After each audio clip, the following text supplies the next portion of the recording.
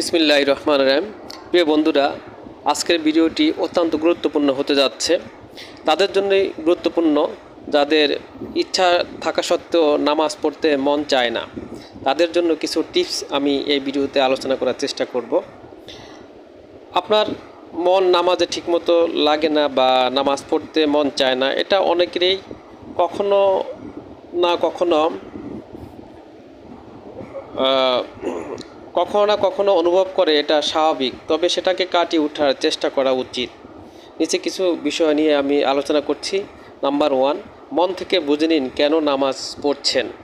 নামাজ হলো আল্লাহর সঙ্গে সরাসরি কথা বলা। এটা শুধু একটা নিয়ম নয়, বরং এক গভীর সম্পর্কের প্রকাশ।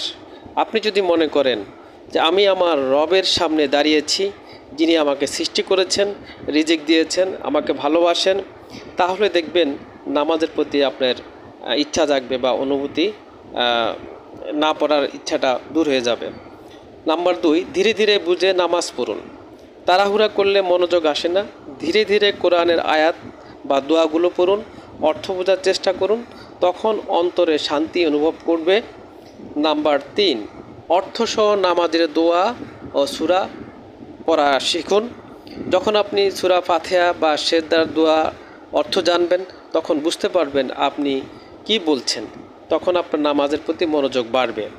নাম্বার 4, নিজেকে মনে করিয়ে দিন আল্লাহ আমাকে দেখছেন। রাসূলুল্লাহ সাল্লাল্লাহু আলাইহি ওয়াসাল্লাম বলেছেন, তুমি যেন এমনভাবে নামাজ পড়ো যেন তুমি আল্লাহকে দেখছো, আর যদি না পারো তবে যেন আল্লাহ তোমাকে দেখছেন। সহিহ বুখারী। নাম্বার 5, সময় ঠিক করে নিন এবং সবসময় উযু রাখার চেষ্টা করুন।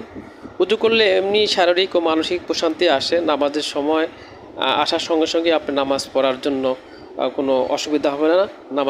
নামাজ আদায় করতে পারবেন। আল্লাহর কাছে মন খুলে দোয়া করুন। আপনি আল্লাহর কাছে বলতে পারেন, ইয়া আল্লাহ, আমার মন যেন নামাজে লাগে, বা মন থেকে আমি মন মন সব মন থেকে নামাজ পড়তে পারেন। আমাকে তাওফিক দিন, আমাকে হেদায়েত দিন। আল্লাহ অবশ্যই দোয়া কবুল করবেন। নিয়মিত প্রথমে 5 ওয়াক্ত ঠিকঠাক রাখুন। মন না চাইলেও পড়ুন, কারণ আপনি চেষ্টা করছেন, এটা আল্লাহর কাছে অনেক গুরুত্বপূর্ণ। মন চায় না, মনে শয়তান বাধা দিচ্ছে। আপনি যদি জেদ করে নামাজ পড়ে যান, আল্লাহ আপনাকে আরও বেশি ভালোবাসবেন। প্রয়োজনে আপনাকে নামাজে মনোযোগ